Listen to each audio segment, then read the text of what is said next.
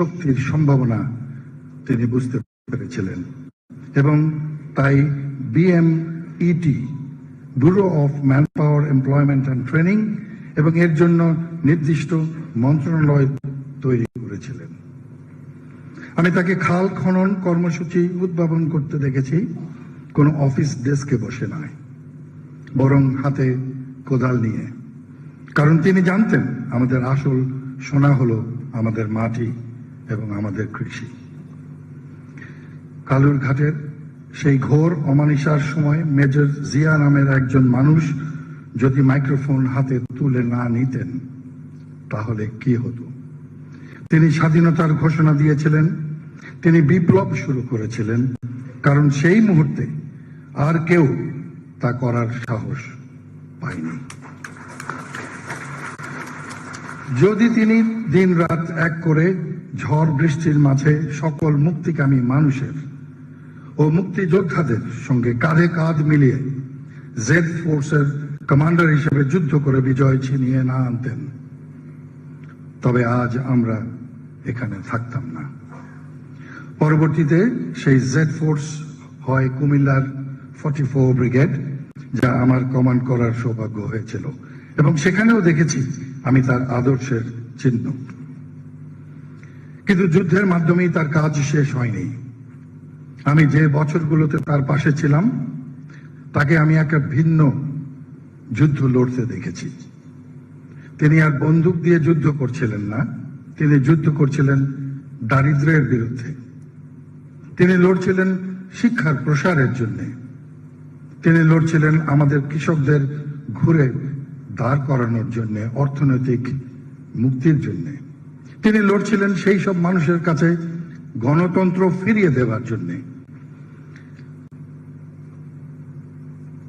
আমি সেখানে ছিলাম যখন তিনি একটি সঠিক এবং অংশগ্রহণমূলক নির্বাচন অনুষ্ঠানের জন্য জোর দিয়েছিলেন, কারণ তিনি বিশ্বাস করতেন রাজনৈতিক ক্ষমতা প্রাসাদ থেকে না, আসে জনগণ থেকে। তিনি বিশ্বাস করতেন অত্যন্ত প্রত্যন্ত গ্রামের একজন কৃষক রাজধানীর একজন উচ্চপদস্থ আমলার মতো সমান গুরুত্বপূর্ণ। তিনি আনসার ও ভিডিপি গঠন করেছিলেন। গ্রাম পর্যায়ে মানুষের আর্থ সামাজিক মুক্তি ও দেশের জনগণকে জাতীয় নিরাপত্তার উৎস এবং রাষ্ট্রের অংশীদার করতে। আজ আমরা যে শক্তিশালী অর্থনীতি দেখছি তা তার তৈরি করা ভিত্তির উপরে দাঁড়িয়ে আছে।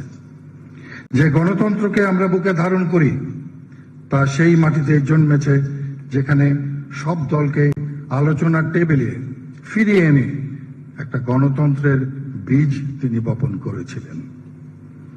আসুন আমরা তাকে সম্মান জানাই, ঠিক ততটাই পরিশ্রম করে সেই ভবিষ্যৎ গড়ার লক্ষ্যে যা তিনি স্বপ্ন দেখেছিলেন, যে ভবিষ্যৎ আমাদের প্রাপ্য আর যা অর্জন করার ক্ষমতা আমাদের আছে। তার স্বপ্ন ও আদর্শকে ধারণ করে দেশকে স্বৈরাচার মুক্ত করেছিলেন প্রয়াত দেশ নেত্রী বেগম খালেদা জিয়া। আজ তাদেরই যোগ্য উত্তরসূরি জনাব তারেক রহমান দল ও দেশের জনগণের পাশে দাঁড়িয়েছেন। জাতির এই ক্রান্তির লগ্নে আসুন আমরা সকলে তার হাতকে বলিষ্ঠ করি, একত্রিত হয়ে দেশকে বাঁচাই, ভবিষ্যতে উন্নতির দিকে এগিয়ে যাই। ধন্যবাদ।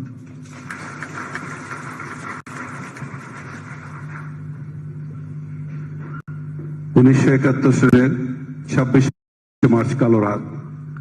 লেফটেন্যান্ট কর্নেল জাঞ্জুয়া ঠিকই জানতেন তার উপ অধিনায়ক মেজর জিয়াউর রহমান এবং 8ম ইস্ট বেঙ্গল রেজিমেন্ট তার গলার কাটা হয়ে দাঁড়াবে।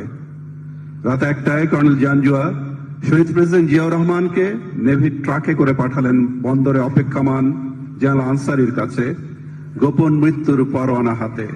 সঙ্গে ক্লোজ গার্ডে ছিল পাকিস্তান নেভির অফিসার। চিন্তিত মেজর জিয়া অধিনায়কের উদ্দেশ্য নিয়ে ভাবতে ভাবতে আগ্রাবাদে ব্যারিকেডে আটকা পড়লেন। হঠাৎ সেখানে একটি গাড়ি থেকে নেমে এলেন তৎকালীন ক্যাপ্টেন, পরে ব্রিগেডিয়ার হিসেবে অবসরে যাওয়া ব্রিগেডিয়ার চৌধুরী খালিকুজ্জামান। শহীদ প্রেসিডেন্ট জিয়াউর রহমান তাকে একটু দূরে টেনে নিয়ে নিচু স্বরে কিছুক্ষণ কথাবার্তা বললেন। বাকিটা স্যারের মুখেই শুনুন।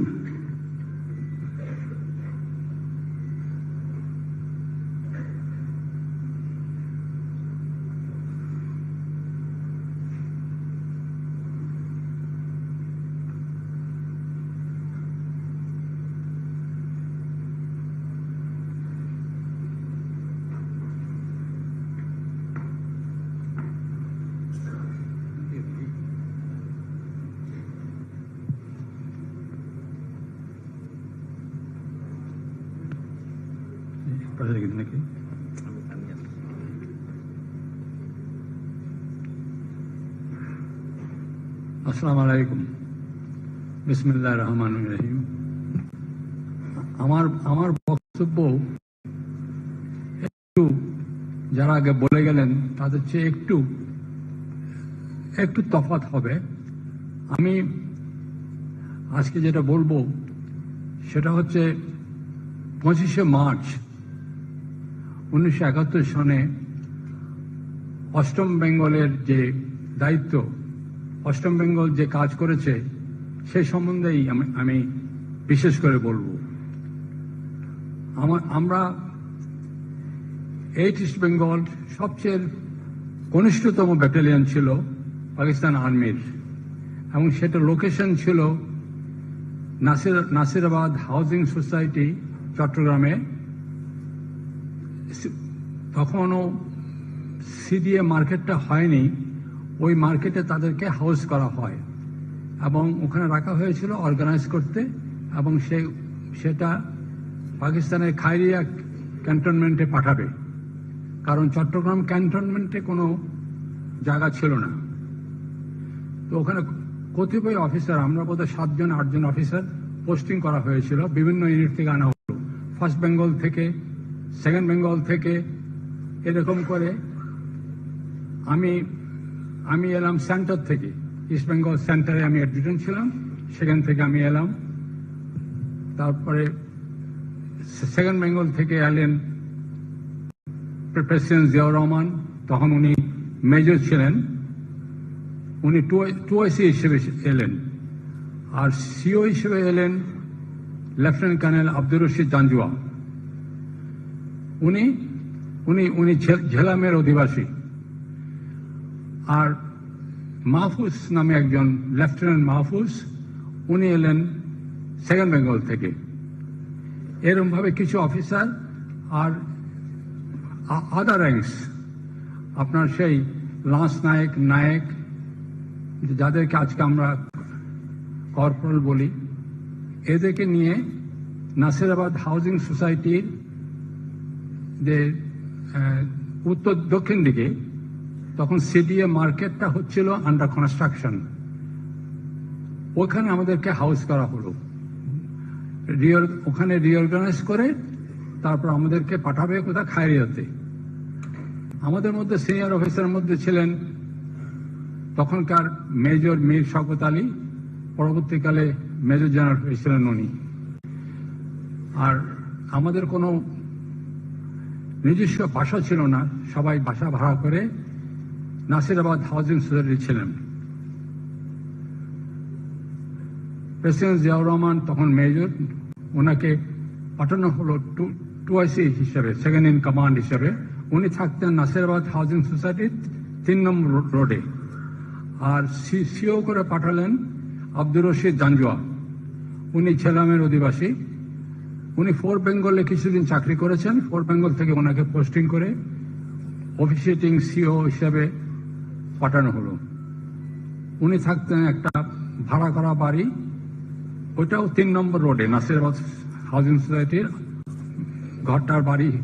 ঘরটার নাম হচ্ছে আলহামরা। আমি এই বলতে পারছি এই জন্যে, আমাকে অ্যাডজুটেন্ট এবং কিছুটা কোয়ার্টার মাস্টারের দায়িত্ব পালন করতে হতো। তো এইটা হচ্ছে আপনার 8 বেঙ্গলের শুরু। আর এইভাবে ব্যাটালিয়নটাকে অর্গানাইজ করা। আর ট্রুপস আসলো বিভিন্ন ইউনিট থেকে, first Bengal, second Bengal, third Bengal, বিভিন্ন ইউনিট থেকে এসে, এটাই হচ্ছে সিস্টেম ছিল তখনকার দিনের।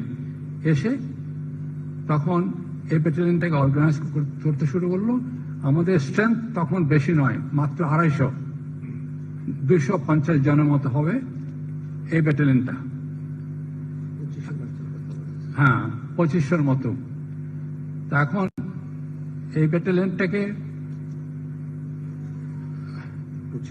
হ্যাঁ আস্তে আস্তে করে যখন 25শে মার্চ আসলো, তখন ও পাকিস্তান থেকে সোয়াত জাহাজ করে আর্মস অ্যান্ড অ্যামুনিশন আসছিল চিটাং বন্দরে।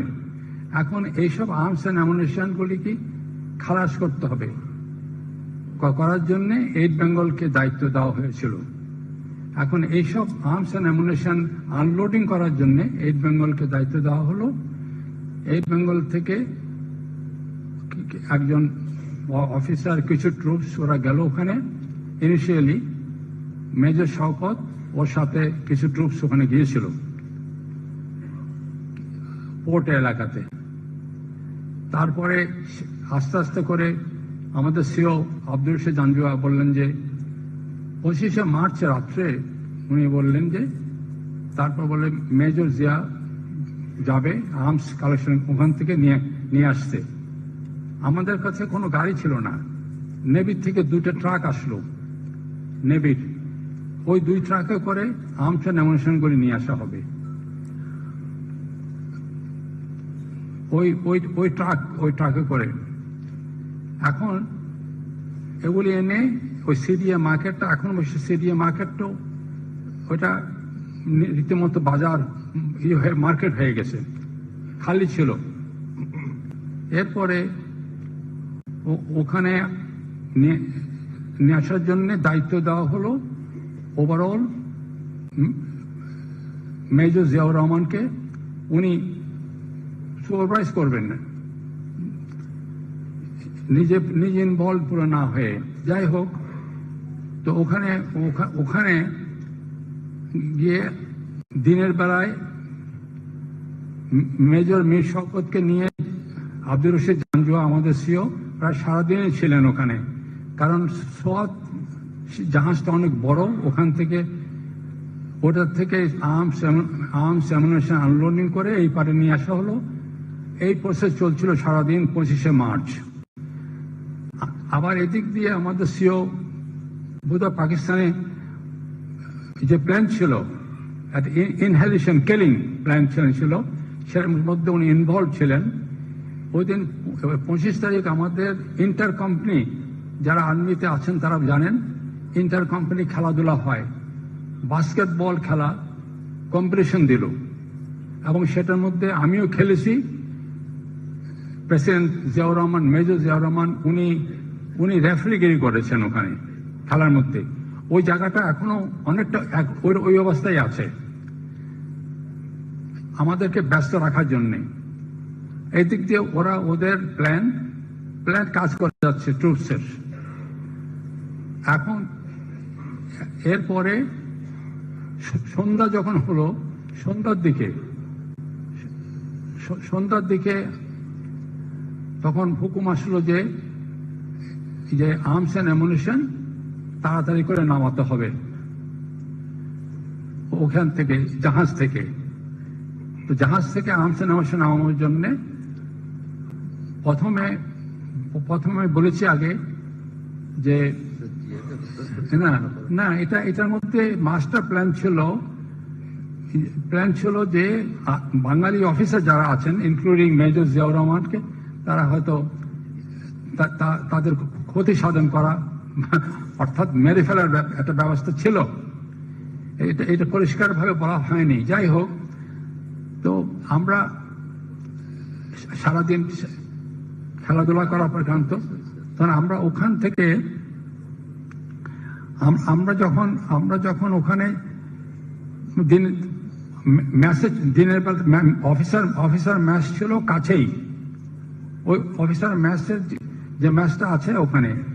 আর মেজর জিয়া এবং ম্যাডাম খালেদা জিয়া ওনারা থাকতেন 3 নম্বর রোডে, নাসিরাবাদ হাউজিং সোসাইটি 3 নম্বর রোডে, 1 তলায়, 2 তলায় আর 3 তলায় লেফটেন্যান্ট মাহফুজ বলে একজন লেফটেন্যান্ট থাকতো আমাদের। মাহফুজ পরবর্তীকালে অবশ্য পরবর্তীকালে যাই হোক ওনার বিচার হয়ে উনি ইন্তেকাল করেছেন অন্যভাবে। তার ওখানে যখন আমরা ওখানে এই হচ্ছে পজিশন, তখন ওখান থেকে আমরা সমস্ত খবর যোগাযোগ রাখতাম ঢাকার সাথে। আমরা জানতাম যে ঢাকাতে খবর পেয়েছি, ঢাকাতে ইপিআর ক্যাম্পটাকে একসময় অ্যাটাক করা হলো, পাকিস্তান আর্মি অ্যাটাক করেছিল এবং সেখানে কিছু ক্যাজুয়ালিটি হয়। এই খবর আসতো বিভিন্ন সোর্সে খবর আসতো ইপিআর ক্যাম্পের। আর ইপিআর ক্যাম্পের একটা সেক্টরের অ্যাডজুটেন্ট মেজর রফিক ও চিরাঙে থাকতো। যাই হোক, তখন ইয়ে থেকে তখন আমরা কিন্তু ঠিক খবর রাখতাম যে কোথায় কি হচ্ছে। একটা টেনশন অবস্থা ছিল, পুরা চিরং শহরে খুব বেশি ব্যারিকেড দেওয়া হয়েছিল। জনসাধারণ আপনার ব্যারিকেড দিয়ে গাড়ি ঘোড়া মুভমেন্টের খুব ছিল, রেস্ট্রিক্টেড ছিল। আর আমরা ঘুরে ফিরে দিদান মেজর জিয়াউর রহমানকে জিজ্ঞেস করতাম কি করব, কি হবে। উনি শুনতেন সবকিছু, কিন্তু খুব বেশি বলতেন কিছু না। উনি জানতেন কি হবে, উনি জানতেন কিছু একটা হচ্ছে, আমাদেরকে সাবধানে চলতে বলতেন, কিছু কিছু খবর দিতেন। এরপরে যেন সন্ধ্যার দিকে আসলো, তখন আমাদের সিও আব্দুর রশিদ জাঞ্জুয়া ইয়েকে পাঠালেন, এই আমাদের নেভি থেকে যে ট্রাকস আসলো, ওই ট্রাকে করে উনি পাঠালেন ইয়েকে, উনি ট্রাকে করে জাহাজ জিয়াকে এবং কিছু ট্রুপস দিয়ে পোর্টে পাঠাবেন, যে সোয়াত থেকে যে অস্ত্র খালাস হচ্ছে সেটা আনার জন্যে। তখন আমরা ভাবলাম যে ইউনিটে তো আরো অফিসার রয়ে গেছে, উনি ইউনিটের 2IC, এত সিনিয়র মানুষ কেন যাবে। যাই হোক, তো উনি তো সেটা শুনলেন না। তখন শেষে ওটার মধ্যে উনি বললেন যে Zia will go first and after that Khaliquzzaman আমার কথা বললো যাওয়ার কথা, কিন্তু আমি তখন আমার যাওয়া হয়নি। যাই হোক, এখন কি করলো, আগেই বলেছি আমি যে মেজর মীর শওকত আলী এবং জাঞ্জুয়া সারাদিন ছিল ওখানে। এতে এই জাহাজ জিয়াকে শেষে পোর্টে পাঠাবার জন্য আমাদের একটা ট্রাকে করে একটা ট্রুপস, হ্যাঁ ওইটাই আমাদের ওনাকে পোর্টে পাঠার ব্যবস্থা পোর্টে পাঠিয়ে দিল। উনিকে পোর্টে পাঠিয়ে দিল, উনি পোর্টে রওনা দিলেন। আমাদের ট্রুপস ছিল, আমার মনে আছে একজন ওয়ারেন্ট অফিসার, যে তখনকার দিনে সুবেদার বলতো, এনামুল মজিদ, ও বোধহয় ফার্স্ট বেঙ্গলের, ওকে দিয়ে পাঠাচ্ছিল এবং তাকে বলছিল যে তুমি আর্মস অ্যান্ড অ্যামুনিশন নেওয়া দরকার নয়, তুমি এমনি যাও। কিন্তু আমি অ্যাডজুটেন্ট হওয়াতে আমি প্রোটেস্ট করেছি, আমি বললাম যে না, troops and man they do not move at night without arms and ammunition. তখন জাঞ্জুয়া বলে, জাহাজ যাচ্ছিলেন পাশে, ঠিক আছে আর্মস অ্যান্ড অ্যামুনিশন যাবে। আর আমাদের কাছে যেহেতু গাড়ি ছিল না, নেভি থেকে ট্রাক আসলো দুটা, তখন ট্রুপস উঠলো, তখন ওখানে লাইন করে দাঁড়িয়েছিল সবাই। জাহাজ আসলেন, এসে ওনাকে যেতে বলল। তখন জাহাজিয়া বললেন যে ঠিক আছে, he knows what is their master plan, ধরতে পারলো ইল প্ল্যানটা। তখন ট্রুপসগুলি ট্রাকে করে উনি রওনা দেবেন, এক ট্রাক রওনা দেবেন। ওনার চট্টগ্রাম যারা জানেন তারা বললো এটা হচ্ছে ইয়ে দিয়ে, ওই চট্টগ্রামের আপনি যদি এখানে চট্টগ্রাম ক্লাব আছে, ক্লাবের পাশ দিয়ে, হ্যাঁ হ্যাঁ ওই রিভোল্ট এখানে। আচ্ছা ঠিক আছে, ওকে।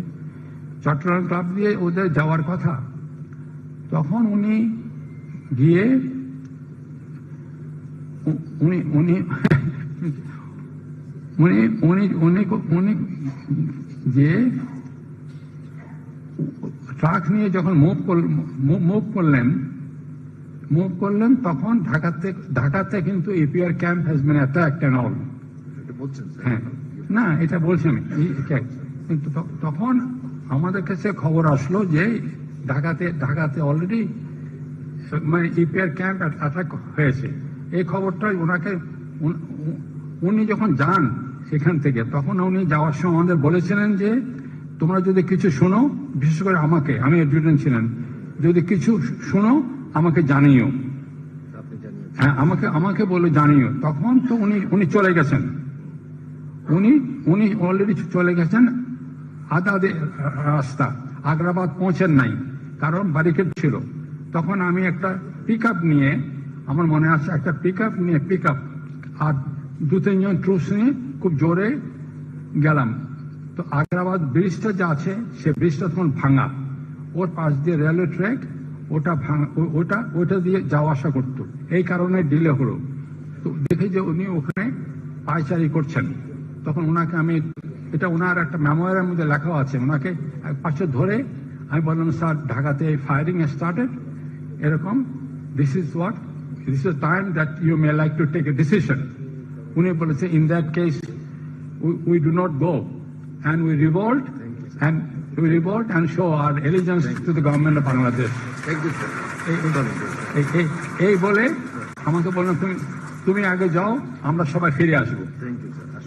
ফিরে আসবো এখান থেকে শুরু হয়ে তারপরে আমরা রেজিস্ট্রেশন গেলাম।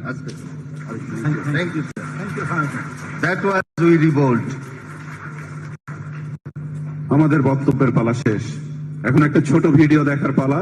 এটাতে আমরা ধারণ করেছি বাংলাদেশকে, বাংলাদেশের স্বাধীনতা সার্বভৌমত্বের প্রতীক বাংলাদেশের সশস্ত্র বাহিনী। এই ভিডিওর মূল উপজীব্য, বাংলাদেশের সশস্ত্র বাহিনী যেমন স্বাধীনতা সার্বভৌমত্বের অতন্দ্র প্রহরী, তেমনি বাংলাদেশ জাতীয়তাবাদের প্রবক্তা আমাদের মহান নেতার শহীদ president Ziaur Rahman we revolt ছিল স্বাধীনতার সূচনা।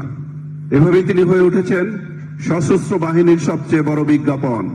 তার সেই কালজয়ী I major Ziaur Rahman do hereby declare এখন আমাদের কানে সতত অনুরণিত হয়, আমরা উজ্জীবিত হই, আমরা তাকে স্মরণ করছি।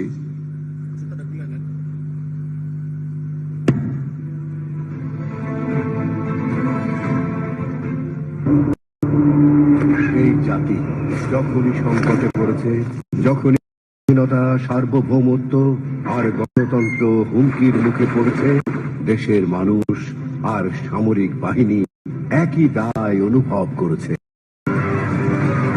৭১ পাকিস্তানি হানাদার বাহিনী যখন আক্রমণ শুরু করলো, যখন চারপাশে শুধু বিভ্রান্তি, ভয় আর অনিশ্চয়তা, তখন একজন জিয়াউর রহমান বুক চিতিয়ে বলেছিলেন, উই রিভোল্ট, উই রিভোল্ট। ছোট একটি কথা, কিন্তু ইতিহাস বদলে দেওয়ার মতো শক্তিশালী। এই শব্দ দুটো ছিল একটি সিদ্ধান্ত, ছিল আত্মমর্যাদার ঘোষণা। ৭১ জিয়াউর রহমান শুধু একজন মেজর হয়েই থাকেননি, তিনি হয়েছিলেন একটি জাতির কণ্ঠস্বর। উই রিভোল্টের পরে আসে স্বাধীনতার ঘোষণা।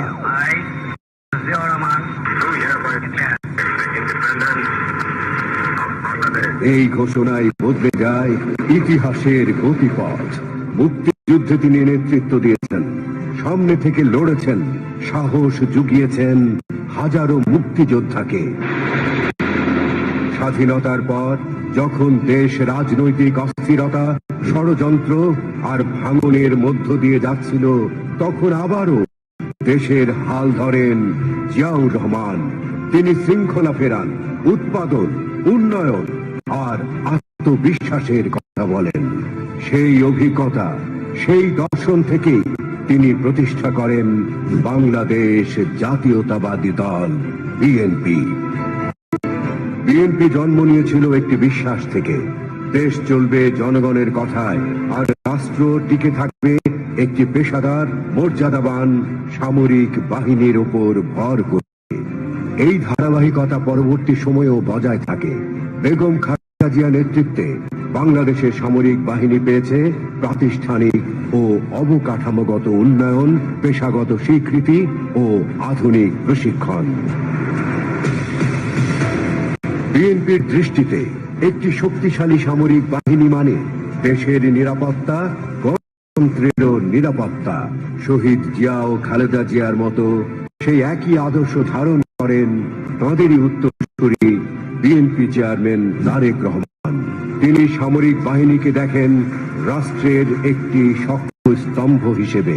তারেক রহমান বিশ্বাস করেন রাষ্ট্রের টেকসই ভবিষ্যৎ পরিকল্পনা করতে হলে সামরিক বাহিনীকে বাদ দিয়ে কোনো চিন্তাই সম্ভব নয়। ইতিহাস বারবার প্রমাণ করেছে, যখন জনতার আকাঙ্ক্ষার সামরিক বাহিনীর দায়িত্ব একই রেখায় দাঁড়িয়েছে, তখনই এগিয়েছে বাংলাদেশ। 16 ডিসেম্বর 1971 বিজয়ের দিনে সেনা সদস্য, মুক্তিযোদ্ধা আর সাধারণ মানুষ একসঙ্গে রাস্তায় নেমে আনন্দ করেছে। 7 নভেম্বর 1975 সিপাহী আর জনতা একই আবেগে মিলিত হয়েছে। জিয়াউর রহমানকে মুক্ত করে রাস্তায় নেমে এসে উদযাপন করেছে। সেই একই দৃশ্য দেখা গেছে 24-এর 5ই আগস্ট, স্বৈরাচার পতনের দিনে সেই সিপাহী জনতার আনন্দ উৎসব।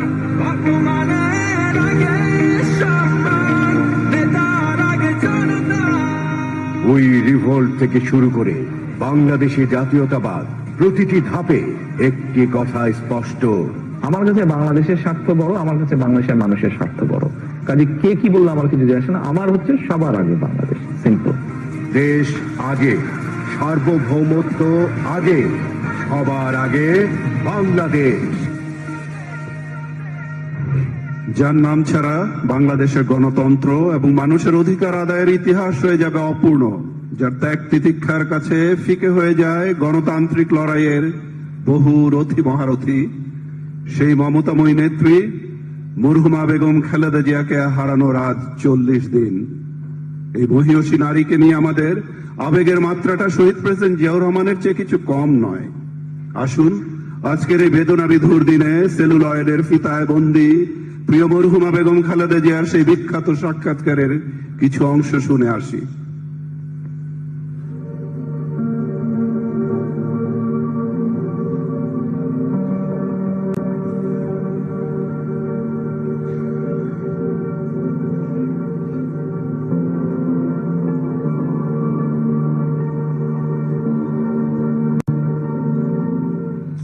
Change, you can see. I had to work both as the housewife. I was housewife. On the other side, I am mother, and on the other side, I have to work for the country, for the people, as the leader of the party. So I have to work both sides.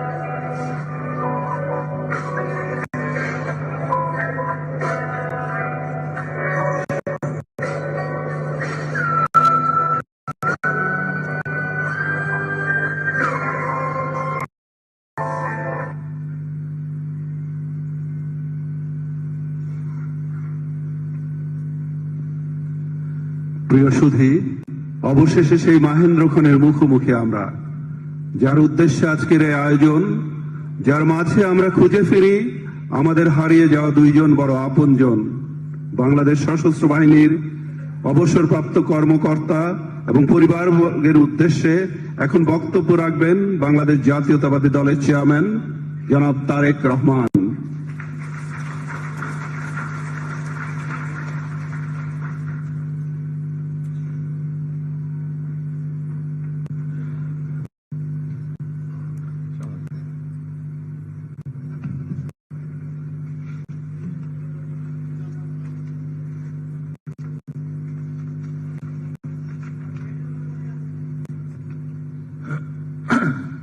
বিসমিল্লাহির রহমানির রহিম। বাংলাদেশ সশস্ত্র বাহিনীর সাবেক অফিসারবৃন্দ, পরিবারবৃন্দ, সম্মানিত সকল উপস্থিতিবৃন্দ, BDR শহীদ পরিবারের সদস্যবৃন্দ এবং সাংবাদিক ভাইরা সহ সম্মানিত সভাপতি, আসসালামু আলাইকুম। প্রথমে আমি আমার এবং আমার স্ত্রীর পক্ষ থেকে আজকের এই অনুষ্ঠানটি আয়োজন করেছেন তাদেরকে আন্তরিকভাবে ধন্যবাদ জানাচ্ছি। আপনাদের সঙ্গে মত বিনিময় সভায় আমি এবং আমার স্ত্রী সত্যিকার অর্থেই কিছুটা স্মৃতি কাতর হয়ে পড়ি বা পড়ছি। বরাবরই সেনাবাহিনী বা সশস্ত্র বাহিনীকে আমার কাছে আমার একটি বৃহত্তর পরিবার বলেই মনে হয় বা আমরা মনে করি। এর কারণ হয়তো সেনাবাসী আমার এবং আমার পরিবারের বেড়ে ওঠা। আমার অনেক ছোটবেলায় বাবাকে হারিয়েছি আমরা, তবে বড় হয়ে দেখেছি সেনাবাহিনীর প্রতি আমার মা মরহুম খালেদা জিয়াও এক ধরনের নির্ভরতা ছিল, তার সম্মান ছিল। আমার মরহুম মা সবসময় মনে করতেন দেশের স্বাধীনতা সার্বভৌমত্বের জন্য বাংলাদেশের অবশ্যই একটি শক্তিশালী সেনাবাহিনী থাকা দরকার। সন্তান হিসেবে আমি যেমন পিতাকে নিয়ে গর্ব করি, আমি বিশ্বাস একজন সেনা কর্মকর্তা হিসাবে বাংলাদেশের স্বাধীনতার ঘোষণা দিয়ে সেনাবাহিনীকেও তিনি করেছিলেন গর্বিত। বাংলাদেশের স্বাধীনতা প্রিয় গণতান্ত্রিক আমি জনগণের কাছে স্বাধীনতার ঘোষক শহীদ জিয়া একজন বীর মুক্তিযোদ্ধা। শহীদ জিয়াকে নিয়ে দেশের গণতান্ত্রিক আমি জনগণ যেমন গর্বিত, আমি দৃঢ়ভাবে বিশ্বাস করি, আমাদের পরিবার দৃঢ়ভাবে বিশ্বাস করে, ঠিক একইভাবে বাংলাদেশের সশস্ত্র বাহিনীও তেমনই গর্বিত। জনগণ সেনাবাহিনীকে দেশের স্বাধীনতা সার্বভৌমত্ব নির্ভরযোগ্য প্রহরী হিসাবে মনে করে। সেনাবাহিনীকে ভিন্ন কাজে সংযুক্ত করা হলে সেনাবাহিনীর মূল উদ্দেশ্য ব্যাহত হয় বলে আমি মনে করি।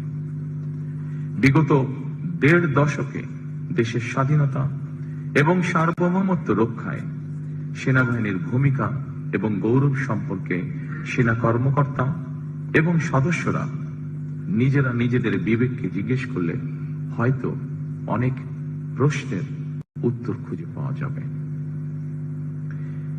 দেশ ফ্যাসিবাদ আর তাবেদারের অপশক্তির কবলে পড়ার পর শুধু গণতন্ত্র এবং মানুষের স্বাধীনতাই ভুলুণ্ঠিত হয়নি, বরং একই সাথে দেশের স্বাধীনতা সার্বভৌমত্ব হুমকির মুখে পড়েছিল। এমনকি ২০০৯ সালের ফেব্রুয়ারি মাসে বিডিআর পিলখানায় পরিকল্পিত সেনা হত্যাযজ্ঞের পরও এমন নির্মম হত্যাযজ্ঞের দিনটি খোদ সেনাবাহিনীও যথাযথ গুরুত্বের সঙ্গে পালন করতে পারেনি অথবা পালন করতে দেওয়া হয়নি তাদেরকে। সেনাবাহিনীর হারানো গৌরব ফিরিয়ে দেওয়া হবে, উপস্থিত সম্মানিত উপস্থিতিবৃন্দ, সেনাবাহিনীর হারানো গৌরব ফিরিয়ে দেওয়া হবে, আমি এ ধরনের কথা বলতে চাই না। বরং গৌরব ফিরিয়ে দেওয়া জন্য গৌরব অর্জনের বিষয়, ধারণ করার বিষয়। সেনাবাহিনীর গৌরব সেনাবাহিনীকে রক্ষা করতে হবে। সেনাবাহিনীর নিজেদের সম্মান এবং মর্যাদা সম্পর্কে নিজেদেরকে সতর্ক এবং সচেতন থাকতে হবে। সম্মানিত উপস্থিতিবৃন্দ, আমার কথাটা হয়তো একটি ছন্দ পতন, কিন্তু আমি বিষয়টি যেভাবে বিশ্বাস করি, যেভাবে দেখি, আমি আপনাদের সামনে সেভাবে উপস্থাপনের চেষ্টা করেছি। তবে একটি রাজনৈতিক দল হিসেবে, একটি রাজনৈতিক দলের সদস্য হিসাবে আমি এতটুকু বলতে পারি, জনগণের রায় বাংলাদেশ জাতীয়তাবাদী দল সরকার গঠনে সক্ষম হলে সেনাবাহিনীকে অবশ্যই কোনোভাবেই রাজনৈতিক স্বার্থে ব্যবহার করতে দেওয়া হবে না।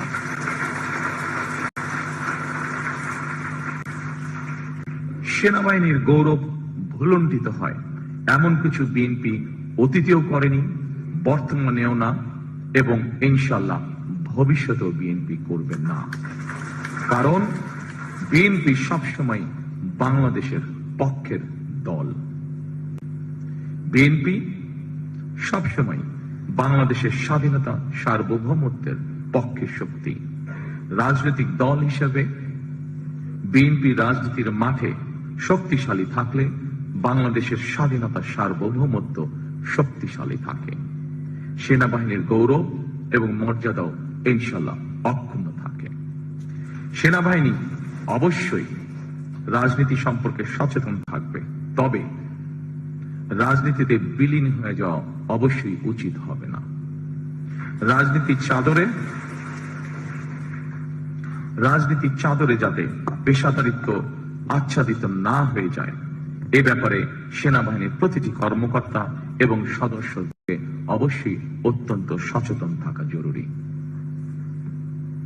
সম্মানিত সকল উপস্থিতিবৃন্দ, সিনিয়র অফিসারবৃন্দ, 2009 সালে বিডিআর পিলখানায় সেনা হত্যাযজ্ঞের পর পতিত পরাজিত পলাতক বিতাড়িত ফ্যাসিস্ট অপশক্তি বাংলাদেশের মুক্তিযুদ্ধের স্মৃতি বিজড়িত বিডিআর এর নাম পরিবর্তন করে দিয়েছিল। এমনকি তাদের ইউনিফর্ম পর্যন্ত পরিবর্তন করে ফেলা হয়েছে। আমি আপনাদের সামনে আমার একটি ব্যক্তিগত অনুভূতি শেয়ার করতে চাই। জনগণের রায় বিএনপি রাষ্ট্র পরিচালনার দায়িত্ব পেলে মুক্তিযুদ্ধের স্মৃতি বিজড়িত বিডিআর এর নাম পুনর্বহাল করতে চাই আমরা।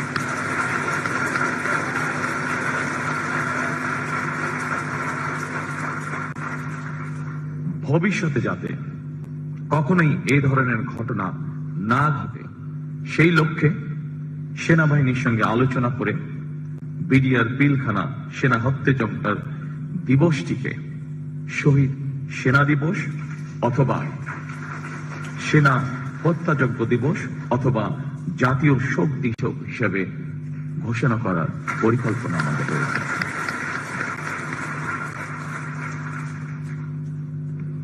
সম্মানিত সকল উপস্থিতিবৃন্দ, আপনারা যারা সেনাবাহিনীর সাবেক কর্মকর্তা, আপনাদের সঙ্গে মত বিনিময় সভা করার আগেই সাবেক কয়েকজন সিনিয়র কর্মকর্তা এবং সদস্যদের কল্যাণে বেশ কয়েকটি সুপারিশ উপস্থাপন করেছেন।